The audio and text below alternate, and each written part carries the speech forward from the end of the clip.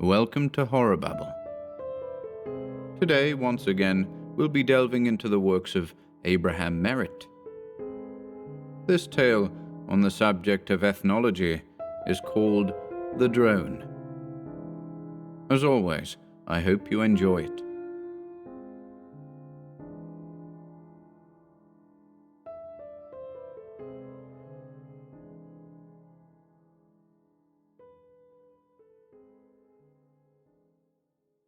The Drone by Abraham Merritt. 4 men sat at a table of the Explorers Club. Hewitt, just in from 2 years' botanical research in Abyssinia; Karenak, the ethnologist; MacLeod, poet first and second, the learned curator of the Asiatic Museum; Winston, the archaeologist who, with Koslov, the Russian, had worked over the ruins of Karakora, the city of the Black Stones in the northern Gobi, once capital of the empire of Genghis Khan. The talk had veered to werewolves, vampires, foxwomen, and similar superstitions. Directed thence by a cabled report of measures to be taken against the Leopard Society, the murderous fanatics who drew on the skins of leopards, crouched like them on the boughs of trees, then launched themselves down upon their victims, tearing their throats with talons of steel. That, and another report of a hex murder in Pennsylvania, where a woman had been beaten to death because it was thought she could assume the shape of a cat and cast evil spells upon those into whose houses, as cat, she crept. Karenak said, "It is a deep-rooted belief, immeasurably ancient, that a man or woman may assume the shape of an animal, a serpent, a bird, even an insect. It was believed of old everywhere, and everywhere it is still believed by some. Foxmen and foxwomen of China and Japan, wolf people, the badger and bird people of our own Indians. Always there has been the idea that there is a borderland between the worlds of consciousness of man and of beast, a borderland where shapes can be changed and man merge into beast or beast into man." MacLeod said, "The Egyptians had some good reason for equipping their deities with the heads of birds and beasts and insects. Why did they portray Khepri, the oldest god, with the head of a beetle? Why give Anubis, the psychopomp, guide of the dead, the head of a jackal? Or Thoth, the god of wisdom, the head of an ibis? And Horus, the divine son of Isis and Osiris, the head of a hawk? Set, god of evil, a crocodile's, and the goddess Bast, a cat's. There was a reason for all of that, but about it one can only guess." Karenak said, "I think there's something in that borderland or borderline idea. There's more or less of the beast, the reptile, the bird, the insect in everybody. I've known men who looked like rats and had the souls of rats. I've known women who belonged to the horse family and showed it in face and voice. Distinctly, there are bird people, hawk-faced, eagle-faced, predatory. The owl people seem to be mostly men, and the wren people, women. There are quite as distinct wolf and serpent types. Suppose some of these have their animal element so strongly developed that they can cross this borderline, become at times the animal. There you have the explanation of the werewolf, the snake woman, and all the others. What could be more simple?" Winston asked, "But you're not serious, Karenak?" Karenak laughed. "At least half serious. Once I had a friend with an uncannily acute perception of these animal qualities in the human. He saw people less in terms of humanity than in terms of beast or bird, animal consciousness that either shared the throne of human consciousness or sat above it or below it in varying degrees. It was an uncomfortable gift. He was like a doctor who has the faculty of visual diagnosis so highly developed that he constantly sees men and women and children not as they are, but as diseases. Ordinarily, he could control the faculty, but sometimes, as he would describe it, when he was in the subway or on a bus or in the theater, or even sitting tete-a-tete with a pretty woman, there would be a swift haze, and when it had cleared he was among rats and foxes, wolves and serpents, cats and tigers and birds, all dressed in human garb, but with nothing else at all human about them. The clear-cut picture lasted only for a moment, but it was a highly disconcerting moment." Winston said, incredulously, "Do you mean to suggest that in an instant the musculature and skeleton of a man can become the musculature and skeleton of a wolf, the skin sprout fur, or in the matter of your bird people, feathers, in an instant grow wings and the specialized muscles to use them, sprout fangs, noses become snouts? Karanak grinned. No, I don't mean anything of the sort.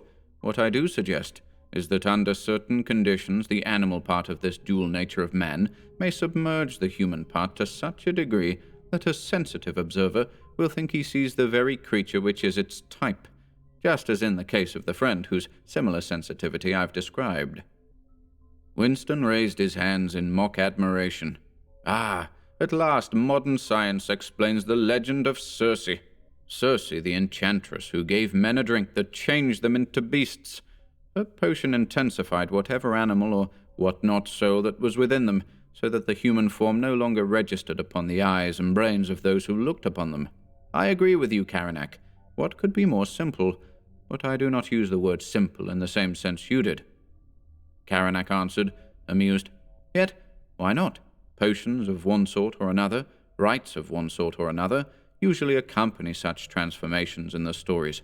I've seen drinks and drugs that did pretty nearly the same thing, and with no magic or sorcery about them, did it almost to the line of the visual illusion. Winston began heatedly, but Hewitt interrupted him. Will the opposing counsel kindly shut up and listen to expert testimony? Karanak, I'm grateful to you. You've given me courage to tell of something which never in God's world would I have told if it were not for what you've been saying. I don't know whether you're right or not, but man, you've knocked a hag off my shoulders who's been riding them for months. The thing happened about 4 months before I left Abyssinia. I was returning to Addis Ababa. With my bearers, I was in the western jungles. We came to a village and camped. That night, my headman came to me. He was in a state of nerves. He begged that we would go from there at dawn. I wanted to rest for a day or two, and asked why. He said the village had a priest who was a great wizard. On the nights of the full moon, the priest turned himself into a hyena and went hunting. For human food, the headman whispered. The villagers were safe because he protected them, but others weren't, and the next night was the first of the full moon. The men were frightened. Would I depart at dawn? I didn't laugh at him. Ridiculing the beliefs of the bush gets you less than nowhere. I listened gravely, and then assured him that my magic was greater than the wizard's. He wasn't satisfied, but he shut up. Next day I went looking for the priest. When I found him, I thought I knew how he'd been able to get that fine story started and keep the natives believing it. If any man ever looked like a hyena, he did. Also, he wore over his shoulders the skin of one of the biggest of the beasts I'd ever seen, its head grinning at you over his head. You could hardly tell its teeth and his apart. I suspected he had filed his teeth to make a match, and he smelled like a hyena. It makes my stomach turn even now. It was the hide, of course, or so I thought then. Well, I squatted down in front of him, and we looked at each other for quite a while. He said nothing, and the more I looked at him, the less he was like a man and more like the beast around his shoulders. I didn't like it. I'm frank to say I didn't. It sort of got under my skin. I was the first to weaken. I stood up and tapped my rifle. I said, I do not like hyenas. You understand me? And I tapped my rifle again. If he was thinking of putting over some similar kind of hocus-pocus that would frighten my men still more, I wanted to nip it in the bud. He made no answer, only kept looking at me. I walked away. The men were pretty jittery all day, and they got worse when night began to fall. I noted there was not the usual cheerful twilight bustle that characterizes the native village. The people went into their huts early. Half an hour after dark, it was as though deserted. My camp was in a clearing just within the stockade. My bearers gathered close together around their fire. I sat on a pile of boxes where I could look over the whole clearing. I had one rifle on my knee and another beside me. Whether it was the fear that crept out from the men around the fire like an exhalation, or whether it had been that queer suggestion of shift of shape from man to beast while I was squatting in front of the priest, I don't know. But the fact remained that I felt mighty uneasy. The headman crouched beside, long knife in hand. After a while, the moon rose up from behind the trees and shone down on the clearing. Then, abruptly at its edge, not 100 feet away, I saw the priest. There was something disconcerting about the abruptness with which he had appeared. One moment there had been nothing, then there he was. The moon gleamed on the teeth of the hyena's head and upon his. Except for that skin, he was stark naked, and his teeth glistened as though oiled. I felt the headman shivering against me like a frightened dog, and I heard his teeth chattering. And then there was a swift haze. That was what struck me so forcibly in what you told of your sensitive friend, Karanak. It cleared as swiftly, and there wasn't any priest. No, but there was a big hyena standing where he had been, standing on its hind feet like a man, and looking at me. I could see its hairy body. It held its forelegs over its shaggy chest as though crossed, and the reek of it came to me, thick. I didn't reach for my gun. I never thought of it, my mind in the grip of some incredulous fascination. The beast opened its jaws. It grinned at me. Then it walked. Walked is exactly the word. 6 paces, dropped upon all fours, trotted leisurely into the bush, and vanished there. I managed to shake off the spell that had held me, took my flashing gun and went over to where the brute had been. The ground was soft and wet. There were prints of a man's feet and hands, as though the man had crawled from the bush on all fours. There were the prints of 2 feet close together, as though he had stood there erect. And then there were the prints of the paws of a hyena. 6 of them, evenly spaced, as though the beast had walked 6 paces upon its hind legs. And after that, only the spoor of the hyena trotting with its unmistakable sidewise slinking gait upon all 4 legs. There were no further marks of man's feet, nor were marks of human feet going back from where the priest had stood. Hewitt stopped. Winston asked, "And is that all?"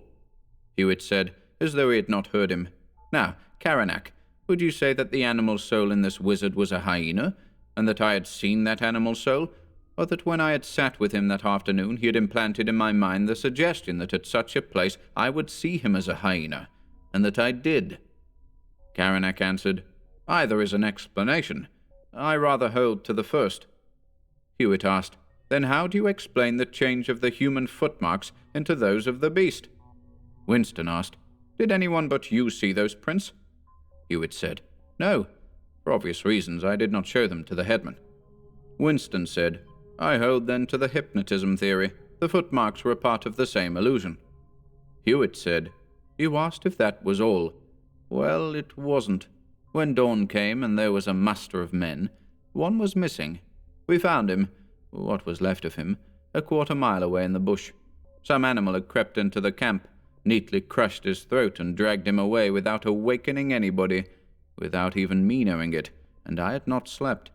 Around his body were the tracks of an unusually big hyena.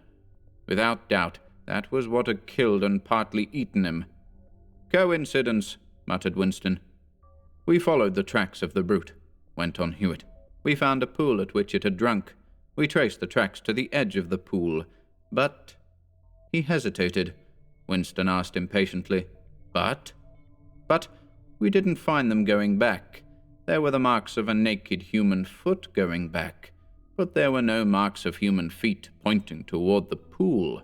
Also, the prints of the human feet were exactly those which had ended in the spoor of the hyena at the edge of the clearing.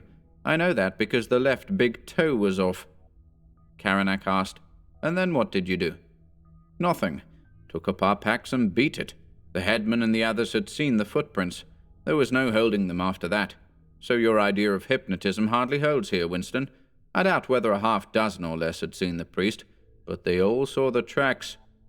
"Mass hallucination, faulty observation, a dozen rational explanations," said Winston. MacLeod spoke, the precise diction of the distinguished curator submerged under the Gaelic burr and idioms that came to the surface always when he was deeply moved.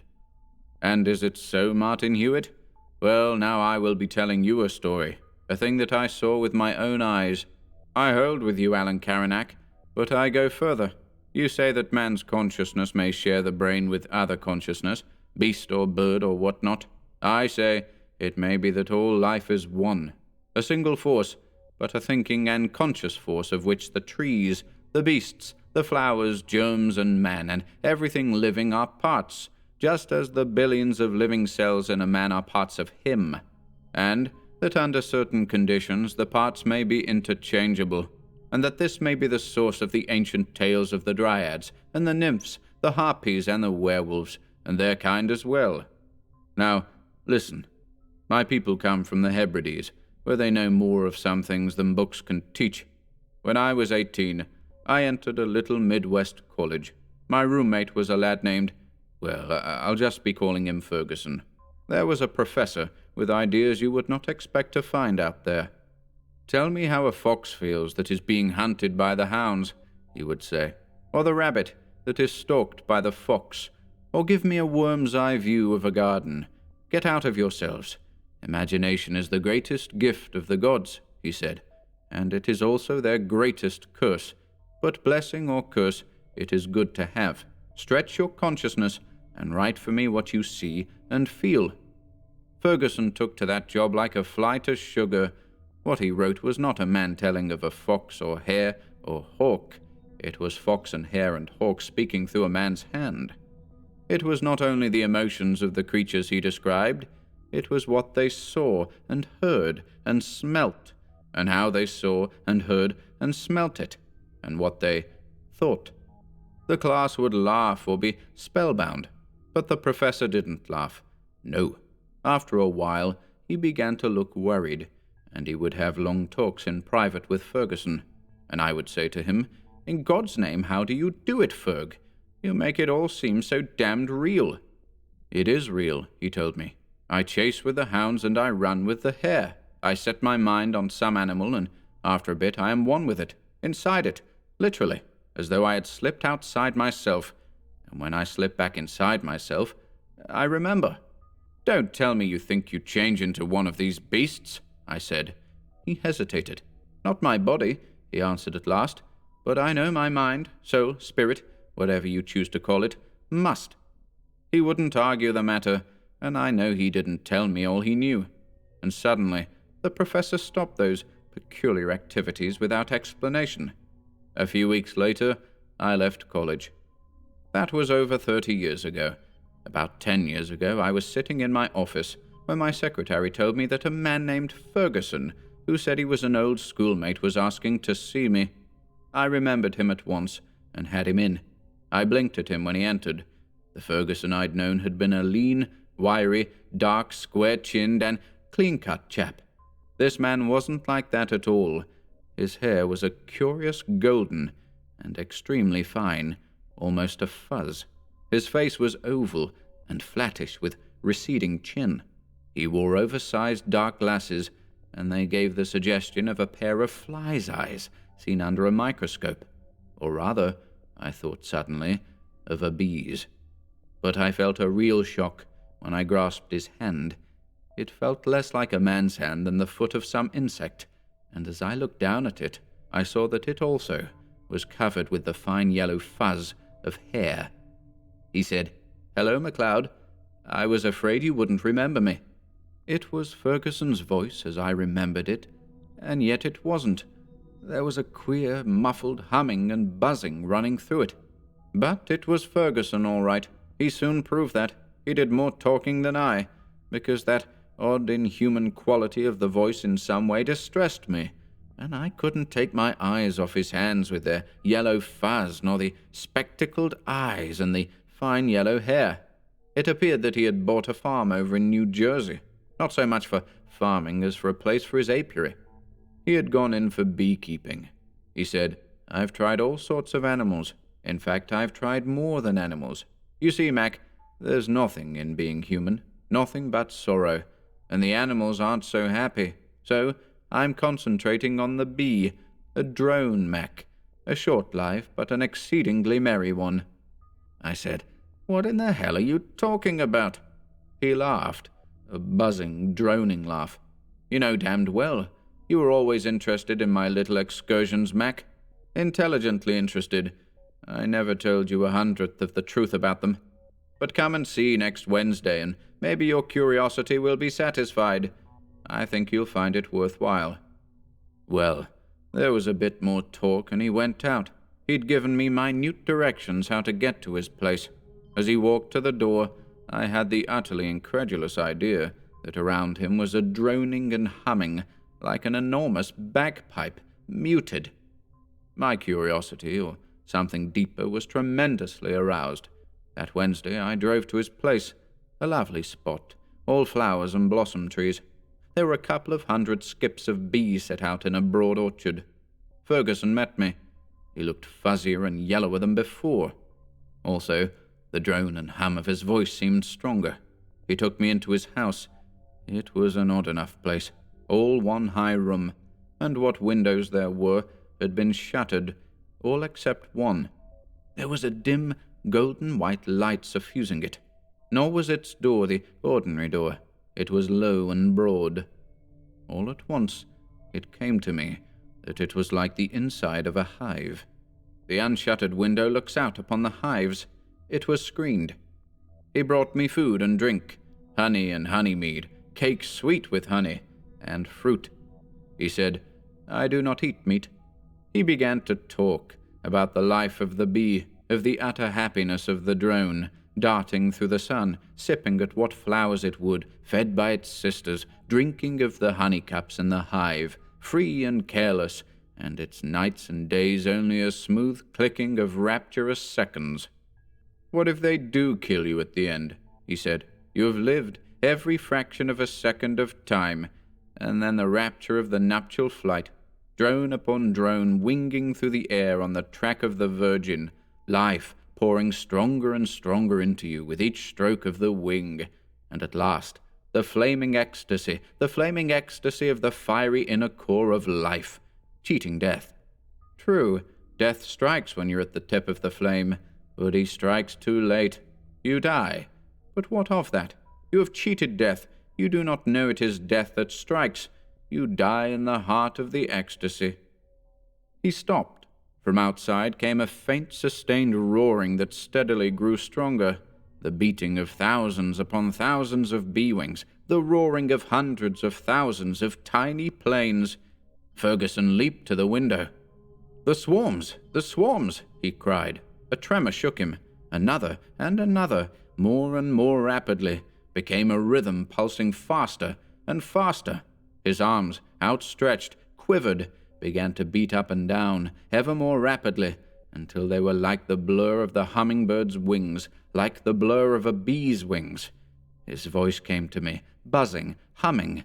"And tomorrow the virgins fly, the nuptial flight. I must be there, must. Mz, mz, bzz, bzz, bzz." For an instant, there was no man there at the window. No.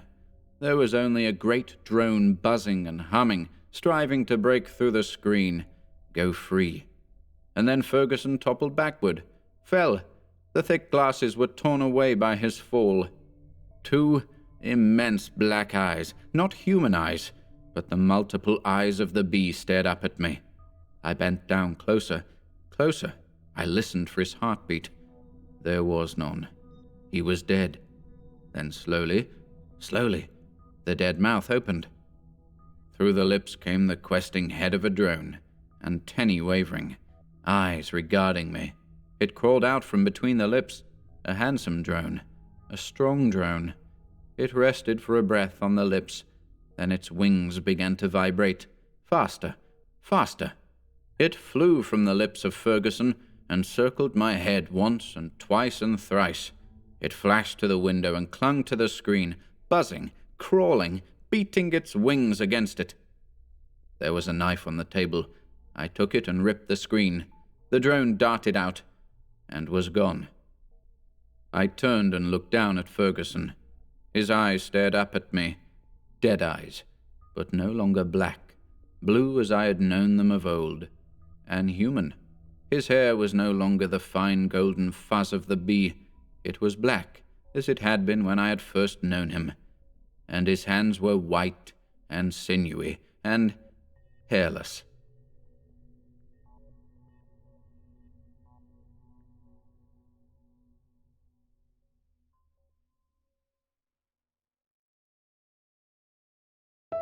Thank you for listening today.